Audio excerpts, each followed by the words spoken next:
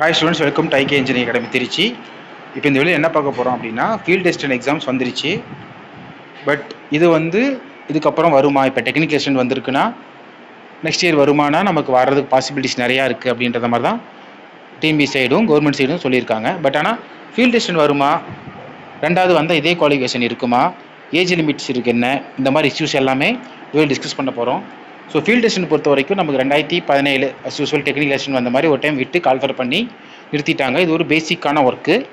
So இது பொறுத்த வரைக்கும் ஒரு பேசிக் ஒர்க்கு. நார்மலாக 8th குவாலிஃபிகேஷன் இருந்தது, அதுக்கப்புறம் டெக்னிக்கல் மாற்றினாங்க. இப்போ எப்படி ரயில்வேல குரூப் டி 8th குவாலிஃபிகேஷன் இருந்து இப்போ 10th மாற்றிட்டாங்க.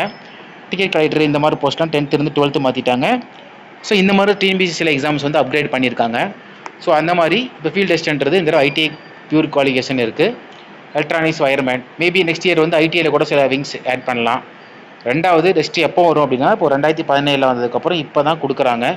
இந்த போஸ்ட் ப்ரொமோஷனல் போஸ்ட் பெருசாக கிடையாது. ஸோ அதனால இதுக்கான வேக்கன்சிஸ் அரைஸ் ஆகிறதுங்கிறது only maximum depend on attainment.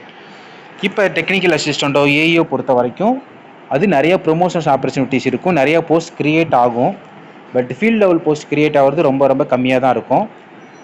So சில இடத்துலலாம் நம்ம பார்க்குறோம், கான்ட்ராக்டில் ஆள் போட்டுக்கிறாங்க. ஸோ சில ஒர்க்லாம் கான்ட்ராக்ட் பேசிஸில் போட்டிருக்காங்கன்றா நியூஸ் பேப்பரில் வருது, நிறைய சங்கங்கள்லாம் வீடியோ போட்டிருக்காங்க. ஸோ நம்ம அதுவும் பார்த்துக்கிட்டு தான் இருக்கோம். ஸோ அதில் பார்க்குறப்ப அந்த மாதிரி ஒர்க்குக்கெலாம் கான்ட்ராக்ட் லேபர்ஸ் இந்த மாதிரி போடுறப்ப நமக்கு ஃபீல்ட் அசிஸ்டண்டான தேவை நமக்கு குறையும். ஸோ அதனால இப்போ என்ன அப்படின்னா, இதுக்கு கண்டிப்பாக நமக்கு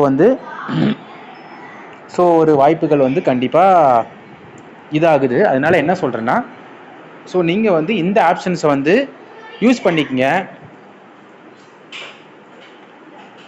ஸோ அதுக்கான வாய்ப்பை யூஸ் பண்ணிக்கங்க.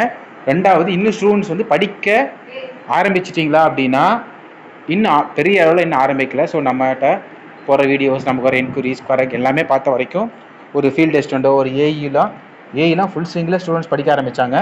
இது பொறுத்த வரைக்கும் காம்படிஷன் கம்மி அப்படின்ற ஒரு ஸ்டேஜில் எல்லாருமே கேர்லெஸ்ஸாக இருக்காங்க. ஸோ திருப்பி என்ன சொல்கிறேன்னா, இதை இப்போதைக்கு ஏன் ஸ்பீடு கம்மியாக இருக்குது அப்படின்னு எடுத்துட்டோம்னா, இப்போ நடுவில் வயர்மேன் எக்ஸாம்ஸ் வருது, எலக்ட்ரிஷியன் எக்ஸாம் 16ஆம் தேதி வருது.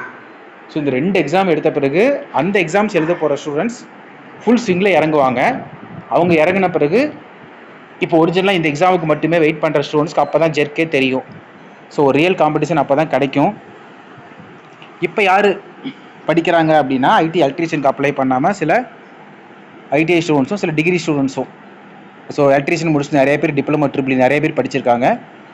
ஸோ அவங்க இப்போ இந்த எக்ஸாம்ஸ்க்கு கண்டிப்பாக படிச்சுட்டு தான் இருக்காங்க.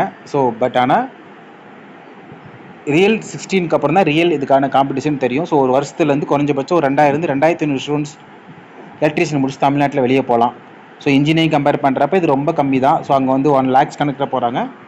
பட் இங்கே கம்மி தான். ஸோ 2500 ஸ்டூடெண்ட்ஸ் எலக்ட்ரிஷியன் இதுலேயும் போவாங்க. எலக்ட்ரிஷியன் ஒரு மிக பழமையான கோர்ஸு. வயர்மேன் அதே தான். ஸோ 2500 பேர் எடுத்திங்கனாலும் குறைஞ்சபட்சம் ஏஜ் 34. ஸோ ஒருத்தர் 18 வயசில் முடிச்சுட்டு போகிறாங்கன்னா அவரேஜாக பார்த்தீங்கன்னா ஒரு 16 வருஷம். ஸோ 2000 வச்சிங்கன்னா கூட உங்களுக்கு கிட்டத்தட்ட 32,000 காம்படிஷன்ஸ் இருப்பாங்க. அது இல்லாமல் அதில் டிகிரி முடித்தவங்க, டிப்ளமோ முடிச்சுட்டு போனவங்க, கண்டிப்பாக டிப்ளமோ முடித்தவங்க எப்படியும் ஒரு 5000 வச்சுக்கிட்டா கூட ஸோ உங்களுக்கு காம்படிஷன் பார்த்தீங்கன்னா அரௌண்ட் 40,000 கிட்ட வந்துடும். அதில் அப்ளை பண்ணுறவங்க குறைஞ்சபட்சம் ஒரு 20,000 பேர். ஏன்னா ரீச் ஆகிட்டே இருக்குது. இப்போ ஸ்டூடெண்ட்ஸ் மத்தியில் ஒரு அவேர்னஸ் போய்கிட்டே இருக்குது. ஸோ எல்லாருமே அப்ளை பண்ணுறாங்க அப்படின்னா, இதில் என்னென்னா இந்த ஃபீல்டில் இல்லாதவங்க நிறைய பேர் அப்ளை பண்ணுவாங்க. ஸோ அவங்க எல்லாமே ஒரு ஸ்டேஜுக்கு மேலே படிக்க ஆரம்பிச்சிட்டாங்க, அவேர்னஸ் வந்துருச்சுன்னா அவங்களுக்கு காம்படிஷன் கண்டிப்பாக இன்க்ரீஸ் ஆகிரும். அதனால கொஞ்சம் தீவிரத்தோடு படிங்க. ஸோ நம்ம ஸ்டூடெண்ட்ஸ் பொறுத்த வரைக்கும் நம்மகிட்ட பேச வரைக்கும் நம்ம அதான் கண்டுபிடிச்சிருக்கோம்.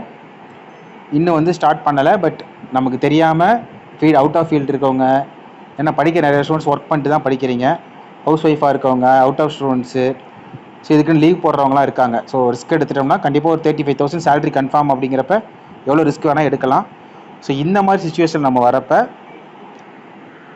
ஒரு தீவிரத்தோடு படிங்க. அடுத்து எப்போ வரும் அப்படிங்கிறது நமக்கு சொல்லவே முடியாது. அப்படியே வந்தாலும் 50-100ன்ற அளவில் வந்துட்டு போயிடும். 50-100லாம் ஹெவி காம்படிஷனில் மோதுற மாதிரி இருக்கும். ஸோ அதனால நெக்ஸ்ட் இயர் உங்களுக்கு 50-100-200 வேகன்சி தான் வர முடியும். அவ்வளோதான் சான்சஸ் இருக்குது. ஸோ அதனால் இதை வந்து ஒரு போட்டியாக எடுத்துக்கிட்டு ஒரு சீரியஸாக படிச்சிங்கன்னா கண்டிப்பாக உங்களோட போஸ்டிங் போக முடியும். 1700 வேகன்சி இருக்குது. ஸோ இன்ஸ்டியூட் சைடு நம்மளும் பிளான் பண்ணது கம்மி தான். பட் ஆனால் எக்ஸ்பெக்டேஷன் பார்க்குறப்ப கால்குலேஷன்ஸ்லாம் போட்டு பார்க்குறப்ப கண்டிப்பாக இதுக்கு ஒரு டஃப் காம்படிஷன் இருக்குன்னு தான் சொல்லணும். ஸோ அதனால் ட்ரை பண்ணுங்கள், டைம் வேஸ்ட் பண்ண வேணாம். திருப்பி இன்னொரு வாய்ப்பு கிடைக்கவே கிடைக்காது. சப்போஸ் இன்னொரு லாஸ்ட் சான்ஸ் வரப்போ 2 இயர்ஸ் 3 இயர்ஸ் கழித்து வரப்போ ஒரு குவாலிஃபிகேஷன் மாற்றினாங்கன்னா நம்மளுடைய சான்சஸ் போயிடும். ஸோ பார்த்துங்க. இந்த நம்மகிட்ட வந்து கிளாஸஸ், டெஸ்ட் பேட்ச், மெட்டீரியல்ஸ் எல்லாமே அவைலபிளாக இருக்குது. வேணுங்கிறது வந்து 77089728 வந்து கான்டாக்ட் பண்ணலாம், மெசேஜ் பண்ணலாம். Thank you friends.